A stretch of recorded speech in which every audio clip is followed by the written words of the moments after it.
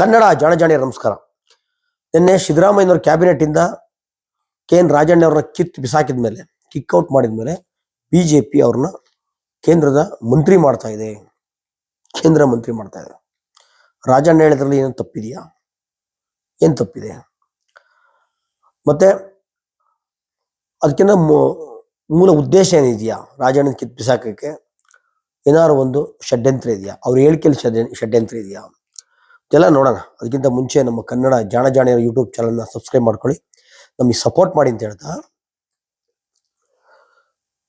ಹಲ್ಲು ಮತ್ತು ನಾಲ್ಗೆಗೆ ದೊಡ್ಡ ಫೈಟಿಂಗ್ ಆಯ್ತಂತೆ.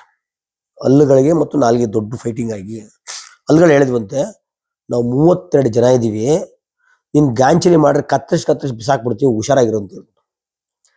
ನಾಲ್ಗೆ ಹೇಳ್ತಂತೆ, ನೀವು 32 ಜನ ಇರ್ಬೋದು, ಜನಸಂದಣಿ ಇರುವ ಜಾಗದಲ್ಲಿ ನಾನೇನಾದ್ರೂ ಆಡಬಾರದು ಮಾತನಾಡಿದ್ರೆ ಇದೇ ಜನ ಕಲ್ ತಗೊಂಡು 32 ಜನವನ್ನು ಕುಟ್ಟಿ ಪುಡಿ ಮಾಡಿ ಕೆಳಗೆ ಬಿಸಾಕ್ತಾರೆ, ಹುಷಾರಂತ. ಹಂಗೆ ರಾಜಣ್ಣ ಸ್ಥಳ ಪ್ರಜ್ಞೆ, ವ್ಯಕ್ತಿ ಪ್ರಜ್ಞೆ ಇಲ್ಲದಿರುವ ಒಬ್ಬ ರಾಜಕಾರಣಿ. ಎಲ್ಲಿ ಏನ್ ಮಾತಾಡಬೇಕು, ಏನ್ ಮಾತಾಡ್ಬಾರ್ದು. ಮತ್ತೆ ತಮ್ಮ ನಾಯಕರುಗಳು ಏನ್ ಮಾಡಕ್ ಹೊರಟಿದ್ದಾರೆ, ಅವ್ರ ಹೇಳಿಕೆಯನ್ನು ತಿಳ್ಕೊಳ್ಳೋ ವ್ಯವಧಾನನೂ ಇರಲ್ಲ. ಕಾರಣ ಎಷ್ಟೇ ಸುತ್ತಮುತ್ತ ಇಟ್ಕೊಂಡಿರ್ತಾರಲ್ಲ ಒಂದಷ್ಟು ಬಟ್ಟಂಗಿಗಳು, ಇವ್ರು ಯಾರು ಸಹ ವಾಸ್ತು ಹೇಳ್ಬೇಕಾಗಿಲ್ಲ. ಅದೇ ರಾತ್ರಿ ಎಂಡ ಕುಡಿದ್ಬಿಟ್ಟು ಅದು ಎಂಡ ಹಿಡಿದಲೆ ಬಂದ್ಬಿಟ್ಟು ಮಾತಾಡಿದ್ರೆ ಹೆಂಗೆ ಆಗೋದು. ಅದಕ್ಕೆ ಬೇರೆ ತರ ಬಣ್ಣ ಹಾಕ್ತಾರೆ ಇವಾಗ. ಅಯ್ಯೋ, ಹಿಂದ ನಾಯಕನ ಕೆಳಗಿಳಿಸಿದ್ರ, ಬೇರೆ ಜಾತಿಯ ಒಂದು ರೀತಿಯ ಫ್ಯೂಡಲ್ ಮನಸ್ಥಿತಿಯವ್ರನ್ನ ನೀವು ಕೇಳದೇ ಇಲ್ಲ, ಅವ್ರು ಮಾತಾಡಿರ್ಲುವಾಗ ಅವ್ರನ್ನ ಕೇಳಲ್ಲ, ಹಿಂದ ನಾಯಕ ಅನ್ನೋ ಕಾರಣಕ್ಕೆ ನೀವು ಕೆಳಗಿಳಿಸ್ತಾ ಇದ್ರ ಅನ್ನೋ ರೀತಿಯಲ್ಲಿ ಒಂದಷ್ಟು ಜನ ಅಲ್ಲೆಲ್ಲ ಬೊಬ್ಬೆ ಆಗ್ತಾ ಇದ್ರೆ, ಇದು ತಪ್ಪು. ಇಷ್ಟು ಮಟ್ಟಕ್ಕೆ ಬಟ್ಟಂಗಿತನ, ಇಷ್ಟು ಮಟ್ಟ ಸ್ವಾರ್ಥ ಇರಬಾರ್ದು. ಯಾರೂ ಸಹ ಕಾಂತರಾಜ್ ವರದಿಯನ್ನ ಸಾರಾಸಟ್ಟು ತಿರಸ್ಕರಿಸಿರಲಿಲ್ಲ. ಸರಿ ಇಲ್ಲ, ಸರಿ ಮಾಡಿ ಅಂತ ಹೇಳಿದ್ರು. ಸ್ವತಃ ಕಾಂಗ್ರೆಸ್ನ ಸರ್ವೋಚ್ಚ ನಾಯಕ ರಾಹುಲ್ ಗಾಂಧಿ ಅವರೇ ಜನಗಣತಿ ಆಗ್ಬೇಕು ಅಂತ ರಾಷ್ಟ್ರ ಮಟ್ಟದಲ್ಲಿ ಹೋರಾಡ್ತಾ ಇದ್ದಾಗ, ಇಲ್ಲಿ ಯಾರು ಸಹ ನೀವೇನು ಪ್ರಬಲ ಸಮುದಾಯ ಅಂತ ಹೇಳ್ತಾ ಇದ್ರ, ಅವ್ರು ಯಾರು ಸಹ ಕಾಂತರಾಜ್ ವರದಿಯನ್ನ ಅದು ಜನಗಣತಿಯನ್ನ ಬೇಡ ಅಂತ ಹೇಳೇ ಇಲ್ಲ. ಅವರು ಹೇಳಿದ್ದು ಅದರಲ್ಲಿ ಲೋಪ ಇದೆ, ಸರಿ ಮಾಡಿ ಅಂತ. ಅದಕ್ಕೂ ಇದಕ್ಕೂ ಕಂಪೇರ್ ಮಾಡ್ಬಿಡಿ, ಒಂದ್ಕೊಂದು ಕಂಪೇರ್ ಮಾಡ್ಬಿಡಿ. ನಾನು ಯಾಕೆ ರಾಜಣ್ಣ ಎಂಡ ಕೊಡೋರು ಅಂತ ಹೇಳ್ತೀನಿ ಅಂದ್ರೆ, ಕೆಲವು ದಿನಗಳ ಹಿಂದೆ ಇದೇ ಮುಖ್ಯಮಂತ್ರಿ ಬದಲಾವಣೆ ಅದು ಇದು ಚರ್ಚೆ ನಡೀತಾ ಇತ್ತು ಜೋರಾಗಿ. ಆ ಸಂದರ್ಭ ಪತ್ರಿಕೆಯವರು ಹೋಗಿ ಮೈಕ್ ಹಿಡಿದಾಗ ಟಿವಿಯವರು ರಾಜಣ್ಣ ಹೇಳ್ತಾರೆ, ನಾನು ಒಂದಷ್ಟು ವಿಸ್ಕಿ ಕುಡಿದ್ಬಿಟ್ಟಿದ್ದೀನಿ, ಇವಾಗ ನನ್ ಕೇಳಬೇಡಿ, ಬೇರೆಯವ್ರನ್ನ ಕೇಳಿ. ಒಬ್ಬ ಜನಪ್ರತಿನಿಧಿ ಪಬ್ಲಿಕ್ ಅಲ್ಲಿ ಬಂದು ವಿಸ್ಕಿ ಕುಡಿದ್ಬಿಟ್ಟಿದ್ದೀನಿ, ನನ್ ಕೇಳಬೇಡಿ ಅಂತ ಹೇಳೋದು. ಮೊನ್ನೆನೇ ವಿಸ್ಕಿ ಕುಡದೆ ಮೋಸ್ಟ್ಲಿ ಹೇಳಿಕೆ ಕೊಟ್ಟಿರ್ಬೇಕು ಅವರು. ಅದಕ್ಕೆ ಹೇಳಿ ಸುತ್ತಮುತ್ತ ಲಫಂಗರ್ನ ಇಟ್ಕೋಬಾರ್ದು. ಅಟ್ಲೀಸ್ಟ್ ರಾಹುಲ್ ಗಾಂಧಿ ಏನ್ ಮಾತಾಡ್ತಾವ್ರೆ, ಏನ್ ಹೇಳ್ತಾವ್ರೆ, ಎಷ್ಟು ಅನಿವಾರ್ಯ ಇವತ್ತದು ತಿಳ್ಕೊಬೇಕಾಯ್ತಲ್ಲ. ನಾನು ಹೇಳಿದ್ದು ಸ್ಥಳ ಪ್ರಜ್ಞೆ, ವ್ಯಕ್ತಿ ಪ್ರಜ್ಞೆ ಇಲ್ಲದಿರುವ ಒಬ್ಬ ಕಡುಮೂರ್ಖ ರಾಜಕಾರಣಿ KN ರಾಜಣ್ಣ. ಅದಕ್ಕೆ ಮಾತು ಮನೆ ಕೆಡಿಸಿದ್ರೆ ರಾಜಣ್ಣನ ಮಾತು ರಾಜಕೀಯವನ್ನೇ ಕೆಡಿಸ್ತು, ತನ್ನ ರಾಜಕೀಯ ಬದುಕನ್ನು ಕೆಡಿಸ್ತು. ಹಾಗಾದ್ರೆ ಇಲ್ಲಿ ಕಾಂಗ್ರೆಸ್ ತಪ್ಪೇ ಮಾಡಿಲ್ವಾ? ಕಾಂಗ್ರೆಸ್ ಏನು ತಪ್ಪಿಲ್ವಾ? ಚುನಾವಣಾ ಆಯೋಗದ ಕಥೆ ಏನು ನೋಡೋಣ. ರಾಜ್ಯ ಚುನಾವಣಾ ಆಯೋಗ ಒಟ್ಟಾರೆ ಚುನಾವಣಾ ಆಯೋಗ ಅದೊಂದು ಸ್ವಾಯತ್ತ ಸಂಸ್ಥೆ. ರಾಜ್ಯದಿಂದ ಅದಕ್ಕೇನು ದೊಡ್ಡ ಗೈಡೆನ್ಸೋ ಮತ್ತೊಂದೇನು ಇರಲ್ಲ. ಒಂದು IAS ಆಫೀಸರ್ ಕೊಟ್ಟಿರ್ತಾರೆ ಅಷ್ಟೇನೆ. ಎಲ್ಲದೂ ಸಹ ನಡೆಯುತ್ತೆ ಸೆಂಟ್ರಲ್ ಇಂದಾನೆ. ಇವತ್ತು ಗೊತ್ತಿದೆ ನಿಮ್ಗೆ, ಮೋದಿಯವರು ಬಂದ್ಮೇಲೆ ಕೇಂದ್ರ ಸರ್ಕಾರ ಎಲ್ಲಾ ಈ ತರ ಕ್ಷೇತ್ರಗಳಲ್ಲಿ ಕಬ್ಜಾ ಮಾಡ್ಕೊಂಡಿದೆ, ಒಂದು ರೀತಿ ತನ್ನ ಹಿಡಿತವನ್ನ ಸಾಧಿಸಿದೆ. ಅದು ಚುನಾವಣಾ ಆಯೋಗ ಅಂತ ಹೊರ್ತಲ್ಲ, ಅದನ್ನ ಹಿಡ್ಕೊಂಡೆ ತುಂಬಾ ಚುನಾವಣೆಗಳು ಸಹ ಗೆಲ್ತಾ ಇರೋದು. ಇಂತಹ ಸಂದರ್ಭದಲ್ಲಿ ರಾಹುಲ್ ಗಾಂಧಿ ಮಾಡಕ್ ಹೊರಟಿರೋದು ನಾವು ಖುಷಿ ಪಡ್ಬೇಕು. ಲಂಕೇಶ್ ಒಂದು ಪದ್ಯ ಬರುತ್ತೆ, ತಲೆಮಾರು ಅಂತ ಹೇಳ್ಬಿಟ್ಟು. ಅದರಲ್ಲಿ ಲಂಕೇಶ್ ಹೇಳ್ತಾರೆ, ನನ್ನಪ್ಪ ಸ್ವಂತ ಸಿಟ್ಟಿನಿಂದ ಗ್ರಾಮ ಲೆಕ್ಕಿಗೆ ಕಪಾಳ ಕೊಡದ ಅಂತ ಹೇಳ್ಬಿಟ್ಟು. ಸ್ವಂತ ಸಿಟ್ಟಿನಿಂದ ಹೆಂಗೋ ವಿರೋಧ ಪಕ್ಷದಲ್ಲ ಸೇರ್ಕೊಂಡು ರಾಹುಲ್ ಗಾಂಧಿ ಅವರೆಲ್ಲ ಸ್ವಂತ ಸಿಟ್ಟಿನಿಂದ ಇವತ್ತು ಬೀದಿಗಿಳಿದಾರೆ, ಚಳವಳಿ ಮಾಡ್ತಾವ್ರೆ. ಇದು ಈ ಕಾಲದ ತುರ್ತು. ಇದ್ರ ಮಹತ್ವ ಗೊತ್ತಿಲ್ವ ರಾಜಣ್ಣನಿಗೆ? ಅಟ್ಲೀಸ್ಟ್ ಹೇಳ್ಕೊಡೋರೇ ಇಲ್ವಾ ನಿಮ್ಗೆ? ಅದಕ್ಕೆ ಹೇಳಿದ್ದು ಬಟ್ಟಂಗಿಗಳನ್ನ ಕಂತ್ರಿಗಳನ್ನ ಜೊತೆ ಇಟ್ಕೋಬಾರ್ದು ಅಂತ. ಇದನ್ನ ಯಾರು ಮಾಡ್ಬೇಕಾಗಿತ್ತು? ರಾಜ್ಯದ ನಾಯಕರುಗಳು ಮಾಡ್ಬೇಕಾಗಿತ್ತು. ಇವರು ಮಾಡಿಲ್ಲ, ಅವ್ರು ಬಂದಿದ್ದಾರೆ. ನಾನು ಅವಾಗಲೇ ಹೇಳಿದೆ, ವಿಜಯೇಂದ್ರ ಅವರೇ ಬಿಜೆಪಿಯವರು KN ರಾಜಣ್ಣ ಅವರು ಸೆಂಟ್ರಲ್ ಮಂತ್ರಿ ಮಾಡ್ತಾರೆ ಅಂತ. ವಿಜಯೇಂದ್ರ ಹೇಳ್ತಾರೆ, ಸತ್ಯ ಹೇಳಿದ ರಾಜಣ್ಣನನ್ನು ಕಿತಾಕ್ಬಿಟ್ರು ಹಂಗೆ ಹಿಂಗೆ ಅಂತ. ಉಪರಾಷ್ಟ್ರಪತಿ ಕಿತಾಕಿದ್ರಲ್ಲ ವಿಜೇಂದ್ರ ಅವರೇ, ಎಲ್ಲಿಯವ್ರು ಇವಾಗ? ಎಲ್ರಿ ಉಪರಾಷ್ಟ್ರಪತಿ? ಮನೆನೂ ಖಾಲಿ ಮಾಡಿಸ್ಬಿಟ್ರಿ ಅಪ್ಪನ. ರಾಜೀನಾಮೆ ಕೊಟ್ಟಿದ್ದಿಲ್ಲ, ನೀವೇ ಕಿತ್ತಿದ್ದು. ಇಲ್ಲಿ ಕತೆ ಹೊಡಿತೀರಿ ಬಂದು, ಇಲ್ಲಿ ಹೊಡಿತೀರೇನ್ರಿ ಕತೆನಾ? ಎಲ್ರಿ ವಿಜೇಂದ್ರ? ಹಂಗಾರೆ ಮಾಡಿ ರಾಜೀನಾಮೆ ಮಂತ್ರಿ ಮಾಡಿ. ಹೆಂಗಿದ್ರು ಎಂಥದಪ್ಪ ಅವ್ನು ಯಾರೋ ಒಬ್ಬ ಆ ಕಡೆ ಇದ್ದಾನಲ್ಲ ಧರ್ಮಸ್ಥಳದ ಕಡೆನು, ಅವ್ನು ರಾಜ್ಯಸಭಾ ಮಾಡಿ ಮಾಡಬಾರ್ದು ಹಲ್ಕಟ್ಟು ಕೆಲಸ ಮಾಡಿದಾರೆ, ಅವನ್ನ ಕೆಳಗಿಳಿಸ್ಬಿಟ್ಟು ಜನನು ಚೀತು ಉಗಿತಾವ್ರೆ, ಆದ್ ಬೀದಿಲು ಉಗಿತಾವ್ರೆ, ಅವ್ನು ಇಳಿಸಿ ಅಂತ ಹೇಳ್ಬಿಟ್ಟು ಅವನ್ನ ರಾಜ್ಯಸಭೆಯಿಂದ ಕೆಳಗಿಳಿಸಿ ರಾಜಣ್ಣ ರಾಜ್ಯಸಭೆ ಕರೆಸಿ ಅವ್ರನ್ನ ಮಂತ್ರಿ ಮಾಡ್ಬಿಡಿ. ನೀವು ಮಾಡ್ತೀರೇನ್ರಿ ವಿಜೇಂದ್ರ ಅವರೇ? ತಾಳ ಎಲ್ಲ ಬುಡ ಎಲ್ಲ ಮಾತಾಡ್ತಾರೆ.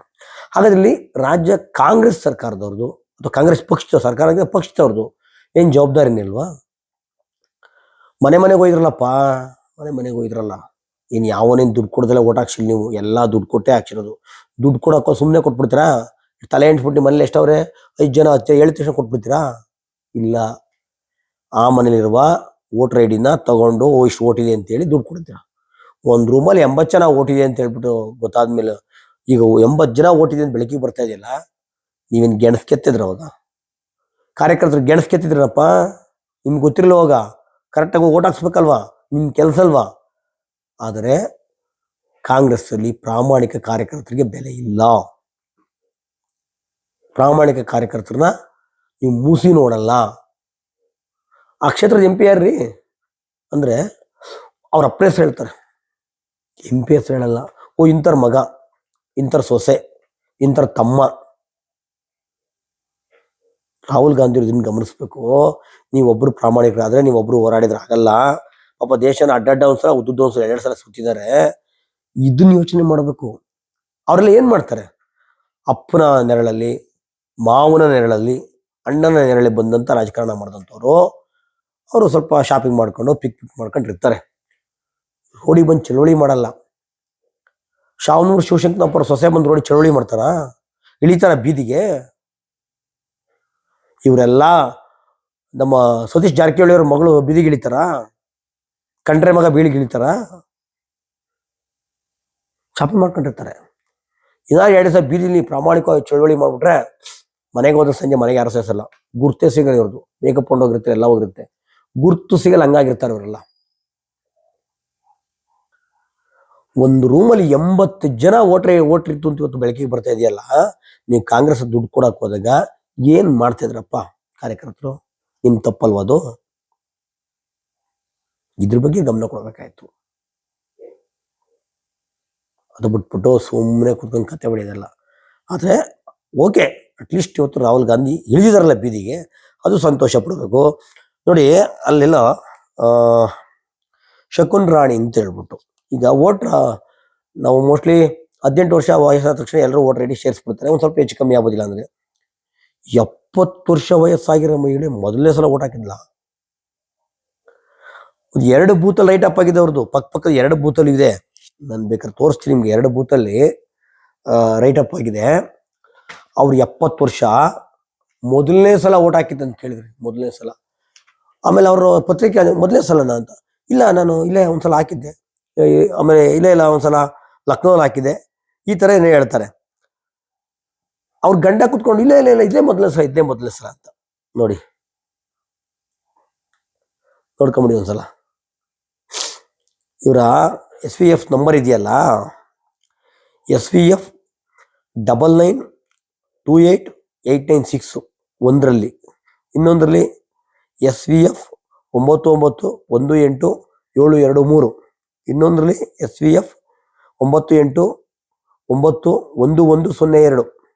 ಆಮೇಲೆ address, name Shakun Rani, husband name Virendra Kumar, house number P1006, ಆಮೇಲೆ ಮಾಮೂಲಿ ಏಜು 70 ವರ್ಷ ಇದೆ. ಇನ್ನೊಂದರಲ್ಲಿ 70 ವರ್ಷನೇ ಇದೆ, ಗಂಡ ಹೆಸರು ಅದೇ ಇದೆ. ಆಮೇಲೆ ಇನ್ನೊಂದರಲ್ಲಿ ಹೌಸ್ ನಂಬರ್, ಈ ಥರ ಏನೇನೋ ಚೇಂಜ್ ಆಗೋಗಿದೆ. ಇವರು 2 ಕಡೆ ರೈಟ್ ಅಪ್ ಮಾಡಿದ್ದಾರೆ. ಮಹಾರಾಷ್ಟ್ರದಲ್ಲಿ ಹಿಂಗೆ ಆಗಿದೆ. ಮಹಾರಾಷ್ಟ್ರದಲ್ಲೂ ಅಲ್ಲಿ ಇದೇ ಕಾಂಗ್ರೆಸ್ ಅವರು ಹೋಗ್ಬಿಟ್ಟು ರಾಹುಲ್ ಗಾಂಧಿ ಅವರು ವಿಡಿಯೋ ಕೊಡ್ರಿ, ಅದನ್ನ ಕೊಡಿ ವಿಡಿಯೋ. ಅಂದರೆ ಇಲ್ಲ 15 ಸೆಕೆಂಡ್ ನಾನು ಡಿಲೀಟ್ ಮಾಡಿಬಿಡ್ತೀವಿ ಅಂತ. ಯಾಕೆ ಮಾಡ್ತೀರಾ? ಯಾಕ್ರಿ ಮಾಡ್ತೀರಾ? 5 ವರ್ಷ ಇರಬೇಕಲ್ವ ಅದು. ಒಂದು ಕಾಲದಲ್ಲಿ TN ಶೇಷನ್ ಅಂತ ಬಂದರು.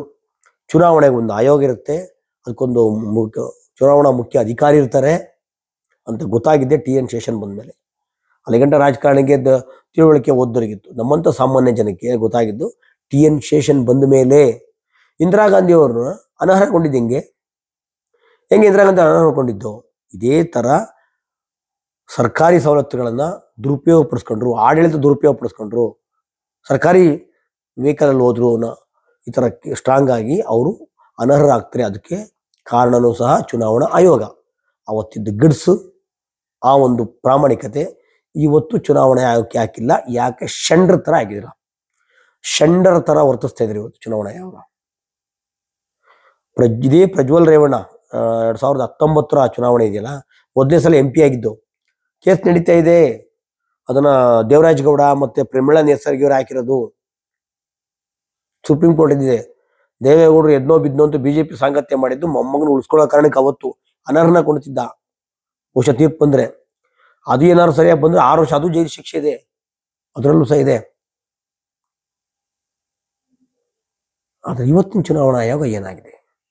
ಕೆಲವ್ರು ಹೇಳ್ತಾರೆ CCTV ಫುಟೇಜ್ ಕೊಟ್ರೆ ಏನು ಎಷ್ಟು ವರ್ಷ ಬೇಕು ಗೊತ್ತಾ ನೋಡಕ್ಕೆ ಅಂತ. ಒಬ್ಬರೇ ನೋಡ್ತಾರ ಕುತ್ಕೊಂಡು? ಅಷ್ಟು ಕಾಮನ್ ಸೆನ್ಸ್ ಇಲ್ಲ ನಿಮಗೆ. ಅಲ್ಲಿ ಬಿಹಾರದಲ್ಲಿ ತಂದೆ ಹೆಸರು ಏನಿರುತ್ತಪ್ಪ, ABCD ಅಂತ. ತಂದೆ ಹೆಸರು ABCD, ಮನೆ ಅಡ್ರೆಸ್ಸು 0, ಇನ್ನೊಂದು ಮನೆ ಹೆಸರು 2 0, ಇನ್ನೊಂದು 3 0 ಮನೆ ಅಡ್ರೆಸ್ ಅಂತೆ. ಅಪ್ಪನ ಹೆಸರು ABCD ಅಂತೆ. ಮೆನ್ಷನ್ ಮಾಡಿದೆ ಚುನಾವಣಾ ಆಯೋಗ. 8 ಲಕ್ಷ ಮತದಾರರು ಅಸ್ತಿತ್ವದಿಲ್ಲ. ನೀನು ವೋಟರ್ ID ಇಲ್ಲ ಅಂದ್ರೆ ಈ ದೇಶದವನೇ ಅಲ್ಲ. ನೀನು ದೇಶದ್ರೋಹ ಅಂತ ಗುಂಡು ಸಾಯಿಸ್ಬಿಡ್ಬೋದು, ಗಡೀಪಾರು ಮಾಡ್ಬಿಡ್ಬೋದು. ಈ ದೇಶದವನೇ ಅಲ್ಲ.